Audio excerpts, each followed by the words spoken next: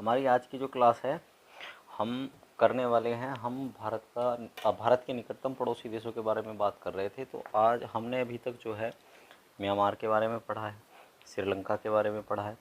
अब हम जो पढ़ने वाले हैं, हम पढ़ने वाले हैं हमारे निकटतम पड़ोसी देश किसके बारे में, पाकिस्तान के बारे में। किसके बारे में? पाकिस्तान के। तो पाकिस्तान भारत का निकटतम पड़ोसी देश है। ये तो बात आप सभी जानते ही हैं कि भारत का निकटतम पड़ोसी और सबसे कट्टर दुश्मन जो देश है वो कौन सा है? पाकिस्तान है। पाकिस्तान की और भारत की सीमा रेखा की लंबाई की अगर बात करूं तो कितनी है ये आपको पता ही होगा, 3323 किलोमीटर है। कितने किलोमीटर है? 3323 किलोमीटर। एक चीज़ और मैं बता दूं आपको कि जब भारत आज़ाद हुआ था तो आज़ादी के समय पाकिस्तान का विभाजन हुआ, पाकिस्तान भी आज़ाद हुआ।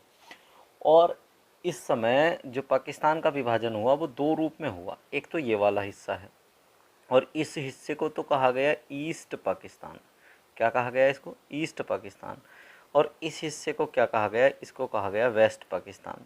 तो एक्चुअल में 1947 में जब ये घोषणा हुई कि इसको आज़ाद करेंगे तो एक प्लान आया था जिसका नाम था donkey bird plan. Donkey bird plan, donkey bird योजना में ये बात कही गई थी कि जिस जिस एरिया में इस जो माइनॉरिटी ज़्यादा होंगे उस एरिया में जो मुस्लिम ज़्यादा होंगे तो वहाँ जो है पाकिस्तान को मतलब पाकिस्तान जो है अपनी जो है कह सकते हैं कि अपना दावा पेश कर सकता है। तो इसके बाद क्या होता है? इसके बाद होता ये है कि पाकिस्तान के मोहम्मद अली जिन्ना और जो आपकी वहाँ की जो गवर्नमेंट बन रही थी तो उसने इस वाले एरिया को, हैदराबाद वाले एरिया को, इस वाले एरिया को और इस वाले एरिया को कहा कि ये हम पाकिस्तान में लेना चाह रहे हैं।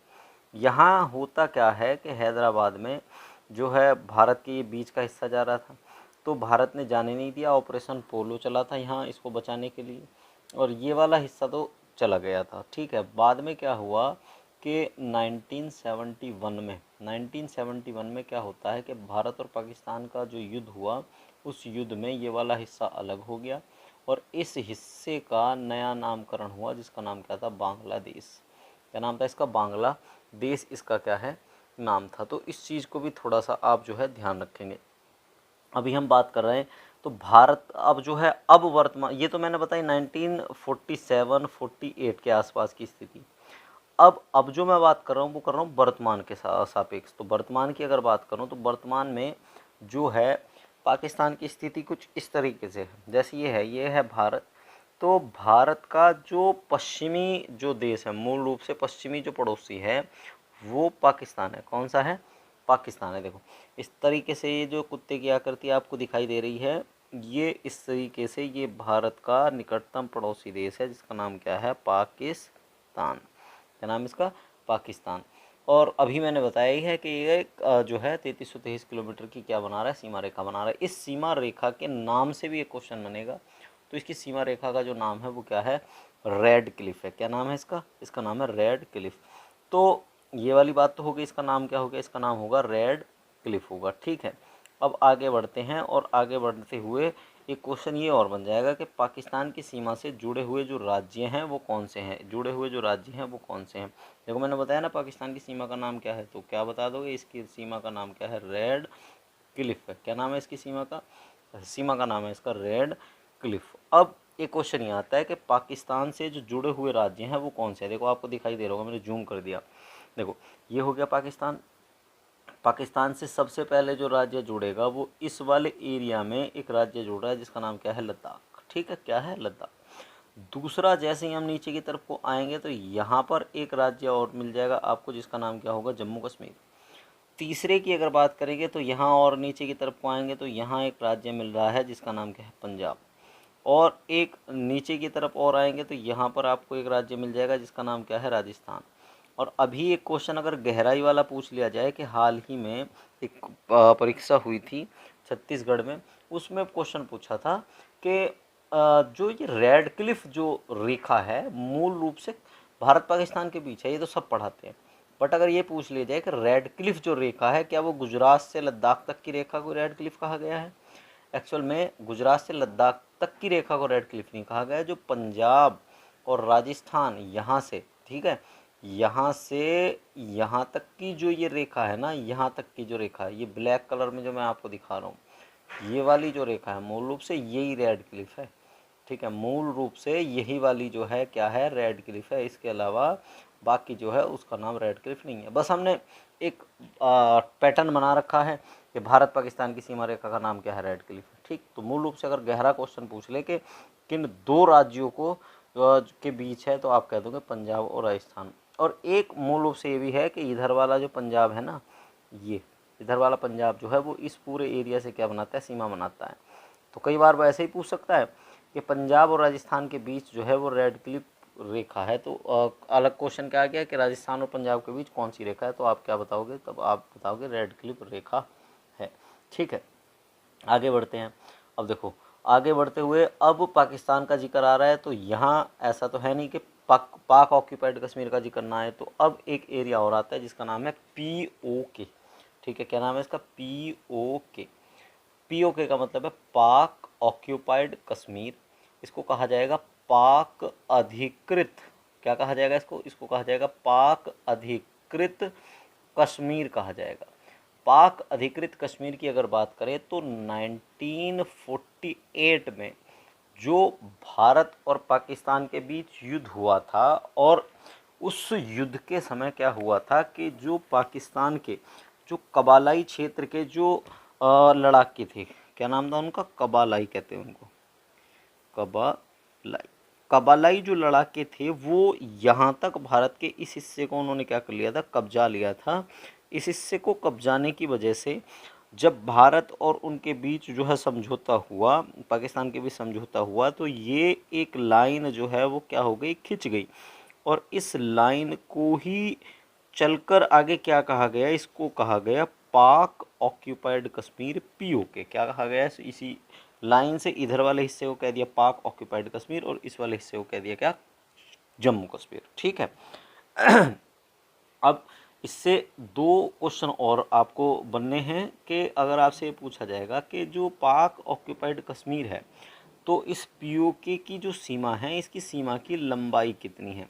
अगर आपसे ये पूछा जाए कि POK की जो लंबाई कितनी है, तो आप बता देना कि सर इसकी जो लंबाई है वो कितनी है, 740 किलोमीटर है, ठीक है। कितनी है, 740 किलोमीटर है।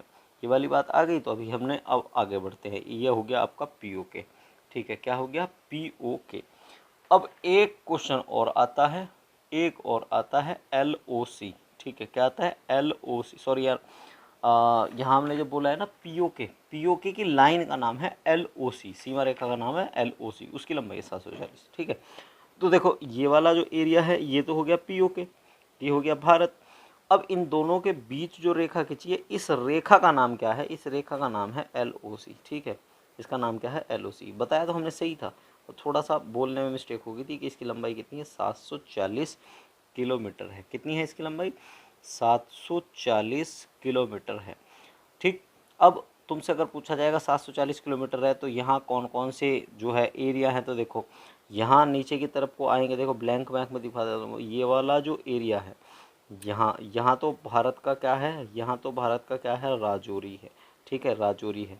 इसके अलावा और देखा जाएगा तो राजौरी से ऊपर आएंगे तो पुंछ आ जाएगा, क्या आ जाएगा, यहाँ पर आ जाएगा आपका पुंछ आ जाएगा, ठीक है, पुंछ आ जाएगा।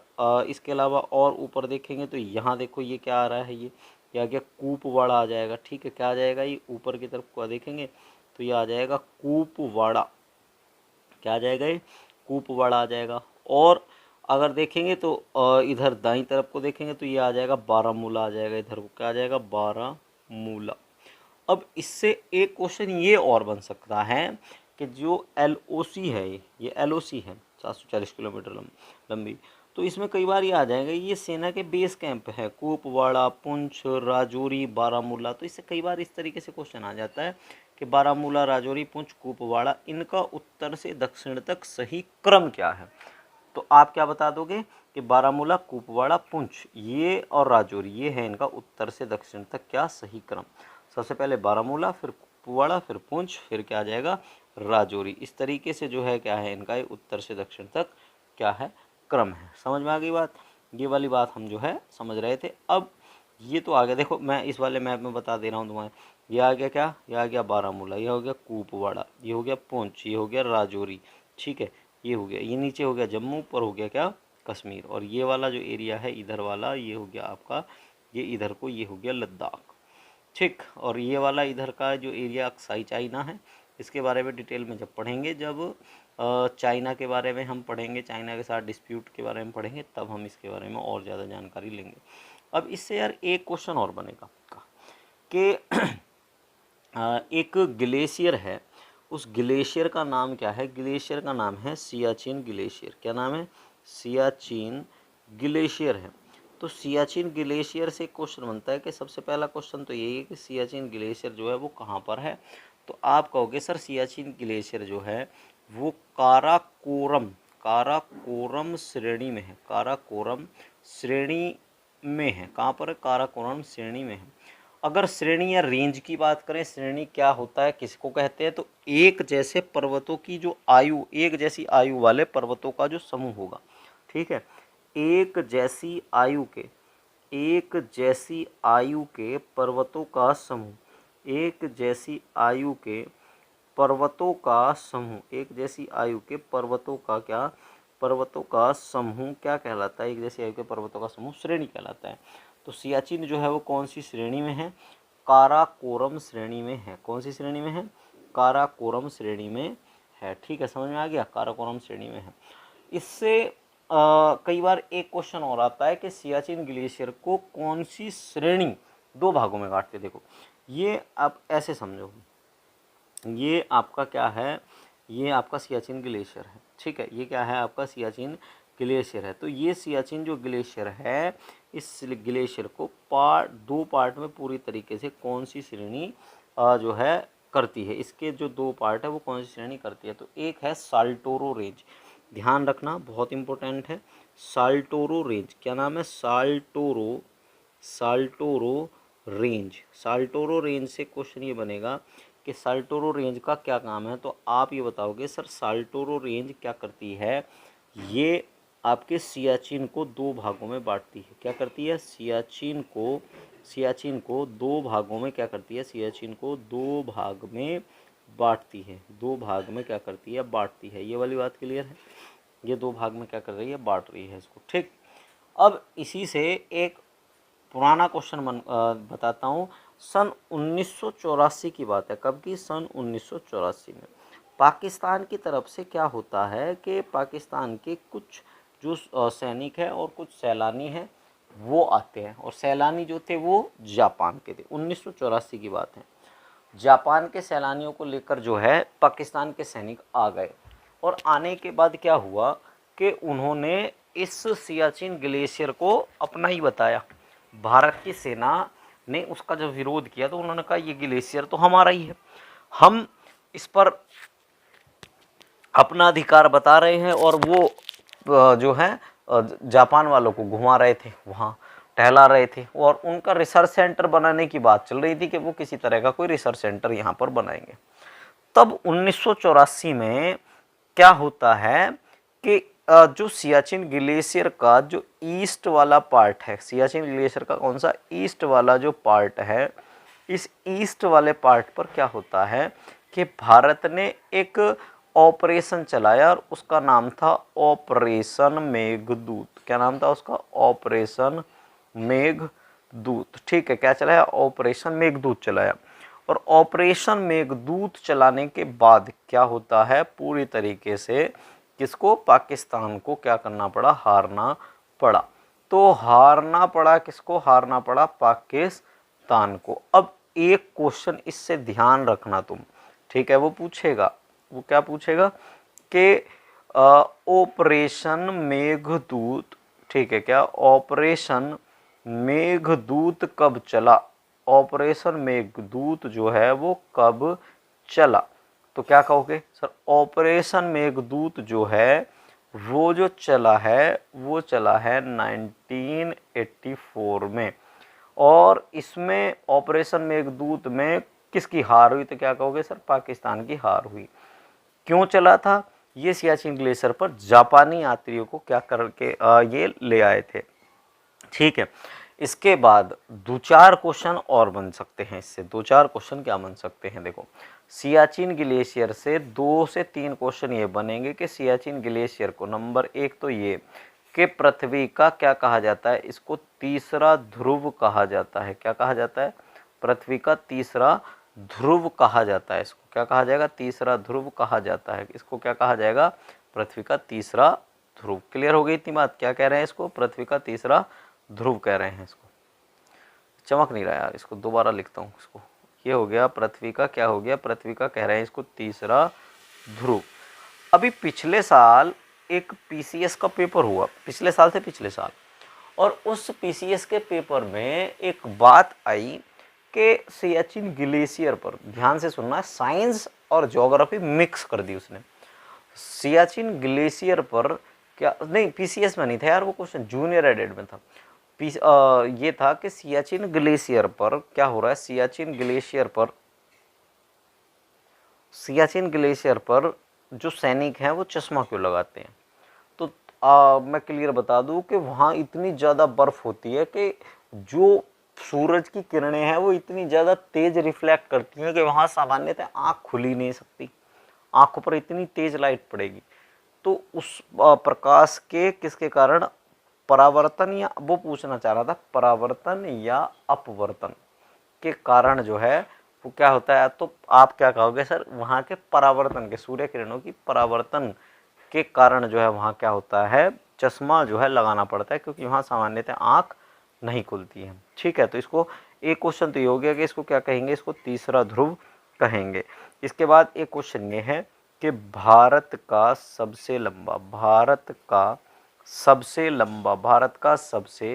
लंबा जो ग्लेशियर है, भारत का सबसे लंबा जो ग्लेशियर है वो कौन सा है। तब आप क्या कहोगे सर? भारत का सबसे लंबा ग्लेशियर जो है वो सियाचिन है। इसकी लंबाई अगर पूछेगा तो कितनी है? 72 किलोमीटर लंबा है।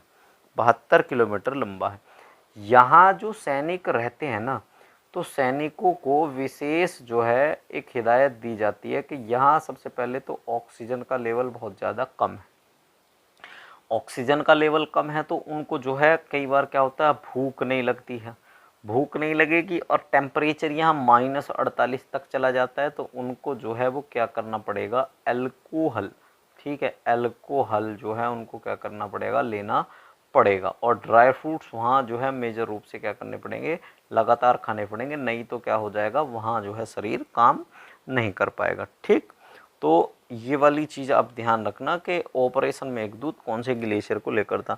इसके बाद में जब डिटेल और एशिया के बारे में पढ़ेंगे तब एक पूरा 1 घंटे का लेक्चर पाकिस्तान पर ही होगा। अभी मैं ज़्यादा इसमें लेकर नहीं जा रहा, पर फिर भी मैं थोड़ा थोड़ा सा आपको बता दे रहा हूँ।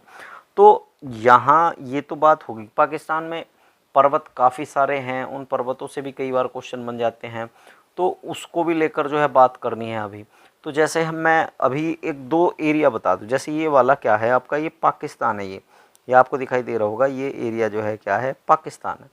तो इसके बारे में 10-5 क्वेश्चन आपको पता होना चाहिए कि पाकिस्तान के पश्चिम में क्या है, पाकिस्तान के पश्चिम में क्या है, बलूचिस्तान पठार है। पाकिस्तान के पश्चिम में क्या है, पाकिस्तान के पश्चिम में क्या है, बलूचिस्तान का पठार है। ठीक है, पाकिस्तान के पश्चिम में क्या है, बलूचिस्तान का पठार है। एक क्वेश्चन तो ये हो गया कि पाकिस्तान के पश्चिम में, पाकिस्तान के पश्चिम में कौन सा, बलूचिस्तान का पठार है, बलूचिस्तान का पठार। ठीक, बलूचिस्तान का क्या हो गया, पठार हो गया, है ना। ये वाला देखो पाकिस्तान है तो पाकिस्तान का ही हो गया पश्चिमी हिस्से, इधर वाले के एरिया में क्या होगा, बलूचिस्तान का पठार होगा। और इसके उत्तर पश्चिम वाले एरिया में क्या है, सुलेमान और हिंदकुश पर्वत है। पाकिस्तान के नंबर 2 पर आप ये कहना कि इसके उत्तर पश्चिम वाले एरिया में, उत्तर पश्चिम वाले भाग में, उत्तर और पश्चिम वाले भाग में क्या है, उत्तर पश्चिम भाग में, तो आप कह सकते हैं सर इसके उत्तर पश्चिम भाग में क्या है, सुलेमान पहाड़ी और हिंदकुश पर्वत है। क्या, सुलेमान पहाड़ी, सुलेमान पहाड़ी, सुलेमान पहाड़ी और हिंदकुश पर्वत है। हिंदकुश पर्वत क्या है, सुलेमान पहाड़ी है और हिंदकुश क्या है, पर्वत है।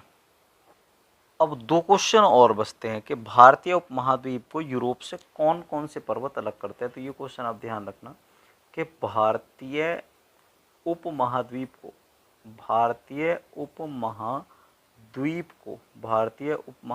को कौन, एक तो आपका क्या होगा, किरथर, तिरमची।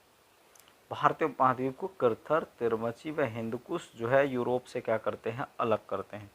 इसे यूरोप से क्या करते हैं, अलग करते हैं। ठीक है। स्वात घाटी से क्वेश्चन और बनता है कि स्वात घाटी को पाकिस्तान का स्वर्ग कहा जाता है। स्वात घाटी को पाकिस्तान का क्या कहेंगे, पाकिस्तान का स्वर्ग कहते हैं। क्यों? क्योंकि यहाँ पर सबसे ज़्यादा जौ और इसके अलावा गेहूं की खेती जो है इसके घाटी वाले एरिया में की जाती है। इस वजह से इस एरिया को क्या कहेंगे, पाकिस्तान का स्वर्ग कहेंगे। अब स्वात घाटी के आसपास ही यार एक और प्रॉब्लम है बहुत बड़ी वाली कि वजीरिस्तान एक दुर्गम पहाड़ी क्षेत्र है। क्या नाम है? वजीरिस्तान। दोबारा लिखता हूँ इसको। वजीरिस्तान एक एरिया है, वजीरिस्तान। तो वजीरिस्तान जो है वो एक आतंकवादी वाला जो एक समूह है ना, जिसका नाम क्या है, तालिबान। वजीरिस्तान जो है वो तालिबान का क्या है, रहने का स्थान। ठीक है। वजीरिस्तान एक पहाड़ी क्षेत्र है, वहाँ पर जो है किसका जो कब्जा जमाया हुआ है, वो तालिबान ने अपना कब्जा जो है क्या है, जमाया हुआ है। और एक और है जियारत घाटी, या ध्यान रखना जियारत घाटी की बात करेंगे वो यहाँ कहीं आएगी, जियारत घाटी। तो जियारत घाटी से और ध्यान रखना कि जियारत घाटी में पाकिस्तान की सबसे विषम जलवायु है। पाकिस्तान की सबसे क्या है, सबसे विषम जलवायु है। पाकिस्तान की सबसे क्या है, विषम जलवायु है। तो ये क्वेश्चन भी आ सकता है कि पाकिस्तान का स्वर्ग किसको कहेंगे, स्वात घाटी को। पाकिस्तान की सबसे विषम जलवायु जो है वो कहाँ पाई जाएगी, वो पाई जाएगी आपकी जियारत घाटी में। और तालिबान का जो एक कह सकते हैं घर है, वो कहाँ है, वजीरिस्तान में। कहाँ पर है वो, वजीरिस्तान में। ठीक, इतनी बात क्लियर हो गई। अब आगे चलते हैं। एक विवाद और है जो है आपका बहुत फेमस विवाद है, जिसका नाम क्या है, सरक्रीक विवाद। कौन सा विवाद, सरक्रीक विवाद है। ठीक। अब देखो सियाचिन के बारे में तो हो गया। ये कच्छ के रण के टॉपिक पर, कच्छ का रण और सरक्रीक जो है ये 2 बिंदु हैं जिनसे 2-3 क्वेश्चन बन सकते हैं। देखो सरक्रीक से पहला क्वेश्चन तो ये बनेगा कि सरक्रीक है कहाँ पर, तो भारत और पाकिस्तान की सीमा रेखा पर है। मैं मैप में बता दूंगा, 2 तरीके के मैप मैं आपको दिखाऊंगा, दोनों में आपको समझ में आ जाएगा। सरक्रीक से पहले आप ये समझो कि भारत और पाकिस्तान की सीमा पर है। 96 किलोमीटर लंबी एक ज्वार या एस्चुरी है। गुजरात के कौन से ज़िले में है, कच्छ ज़िले में है। पाकिस्तान में सिंध की सीमा से लगी हुई है। यहाँ भारत और पाकिस्तान के बीच की सीमा को लेकर क्या है, विवाद है। ये ध्यान रखना कितने किलोमीटर एरिया है, 96 किलोमीटर लंबा एरिया है। और ये है कहाँ पर, तो सरक्रीक गुजरात के कच्छ के रण में दलदल है। ठीक है। लंबी पानी एक पट्टी है, भारत और पाकिस्तान के बीच जो है विवादित है। देखो ये आपको दिखाई दे रहा होगा कि ये वाली जो पट्टी है, ये इस तरह की जो एरिया होती है, इन एरियाओं को कहा जाता है क्रीक। इन एरियाओं को क्या कहा जाएगा, क्रीक कहा जाएगा। तो यहाँ जो क्रीक है उसका नाम 2-3 की दिखाएं, राजहर क्रीक, सर क्रीक, इस तरीके से हैं। देखो ये इस वाले मैप में भी दिखाई दे रहा होगा, ये आपको ये वाला जो एरिया है, ये वाला एरिया, ये तो ये सरक्रीक है। दरअसल मुद्दा क्या है, अगर मोटे तौर पे देखें तो ये क्या करती है, पाकिस्तान के सिंध प्रांत को अलग करती है। और क्रीक जो है अरब सागर में खुलता है। और पुरानी हिस्ट्री की बात करें तो इसका जो पुराना नाम है वो बाणगंगा था। और जो उपनिवेशी काल जब हम गुलाम थे तो उस समय एक ब्रिटिश अधिकारी के नाम पर जो है इसका नाम जो है क्या रखा गया, क्रीक रख दिया। विवाद है क्या, देखो मैंने मैप में तो दिखा दिया, ये वाला हिस्सा है। अब हिस्से का कारण क्या है, कारण यही है कि इस हिस्से तक जो है भारत की सीमा थी। अब वो इस हिस्से तक क्या है, भारत इधर वाले हिस्से में तो है, अब पाकिस्तान इस हिस्से में जो है घुस रहा है। तो बार बार ये सीमा का जो विवाद है उसका कारण है। इसके अलावा और 2 विवाद के 2 कारण और हैं, अब वो आगे बात करेंगे क्या है। अब अगर बात करें तो विवाद के मूल जो 2 कारण है वो है दोनों पड़ोसी देशों के बीच समुद्री सीमा की जो है अलग अलग व्याख्या है। ठीक है, अब आज़ादी से पहले प्रांतीय क्षेत्र बॉम्बे प्रेसिडेंसी का हिस्सा था। आज़ादी के बाद जो है वो वाला क्षेत्र थोड़ा सा सिंध में चला गया, थोड़ा ये जो है गुजरात में चला गया, तो इसलिए ये भी विवाद का कारण बन गया। दूसरा कि जबकि कच्छ भारत के साथ रह गया और 1900 विभाजन के बाद जो है ये कहाँ चला गया, पाकिस्तान में चला गया। ठीक है, भारत के मुताबिक जो है ये लाइन जो है वो क्या है, ग्रीन लाइन है। और जो पाकिस्तान की बात करें तो पाकिस्तान इसमें जो मानता है वो क्या मानता है, रेड लाइन मानता है। कौन सी लाइन मानता है, रेड लाइन मानता है। ठीक है, अब भारत जो है वो 1925 के नक्शे के आधार पर अपना जो है दावा करता है, और ये जो है ये अपना 1805 के आसपास का एक नक्शा है, उसके आधार पर पाकिस्तान उस पर अपना दावा करता है। तो इसलिए ये दोनों जो है विवाद के क्या हैं, कारण हैं। इसके अलावा दूसरा और क्या कारण है, दूसरा कारण ये भी है कि भारत अंतर्राष्ट्रीय जो कानून है वो थलवेग सिद्धांत का उपयोग करता है भारत, और पाकिस्तान इस थलवेग सिद्धांत का उपयोग नहीं करता, ये भी एक कारण है। तो ये भी है इसका विवाद का कारण। दूसरा, अब यहाँ जो है एक और बात कर लेते हैं कि जब ये वाला जो हिस्सा है ये आधा बटा था, 96 किलोमीटर था, तो ये आधा भारत का आधा इसका। अब हुआ क्या कि जब इन्होंने भारत वाला हिस्सा कब्जा लिया तो इसके बाद भारत ने 1965 के आसपास इस हिस्से को वापस कब्जाया, और यहाँ पर एक लाइन और खींच दी, ग्रीन लाइन, क्या ब्लू लाइन। कौन सी line, blue line. Blue line से ध्यान रखना, कौन सी लाइन, ब्लू लाइन। तो सरक्रीक विवाद में 3 लाइन हो गई। देखो कितनी लाइन हो गई, 3 लाइन हो गई सरक्रीक विवाद में।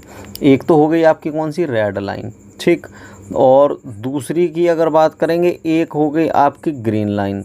कौन सी लाइन हो गई, ग्रीन लाइन, सॉरी यार ग्रीन, ये हो गई ग्रीन लाइन, चलो इसको मान लो ये हो गई ग्रीन लाइन। अरे यार क्या हो रहा है, ये हो गई ग्रीन लाइन, ये तो ये ब्लू लाइन होगी, ये हो गई ब्लू लाइन। अब इसको मान लेते हैं ये हो गई आपकी क्या, ग्रीन लाइन। तो ये 3 लाइन हो गई, 1 2 3। तो इसमें 2 लाइन जो है वो तो भारत के द्वारा खींची हुई है, एक लाइन जो है वो किसके द्वारा खींची हुई है, ये खींची हुई है पाकिस्तान के द्वारा। तो विवाद जो है ये है। अब दोबारा मैं एक मोटे मोटे तौर पे आपको बता दे रहा हूँ कि सरक्रीक विवाद भारत और पाकिस्तान के बीच है, रेड लाइन, ब्लू लाइन और आपका ग्रीन लाइन, ये 3 लाइनें हैं। ग्रीन लाइन भारत के द्वारा खींची हुई थी और रेड लाइन पाकिस्तान के द्वारा। उसके बाद क्या हुआ कि जब ये भारत के हिस्से में घुसे तो उसके बाद भारत ने इनका हिस्सा कब्जा के एक ब्लू लाइन क्या कर दी, जो है यहाँ पर खींच दी है।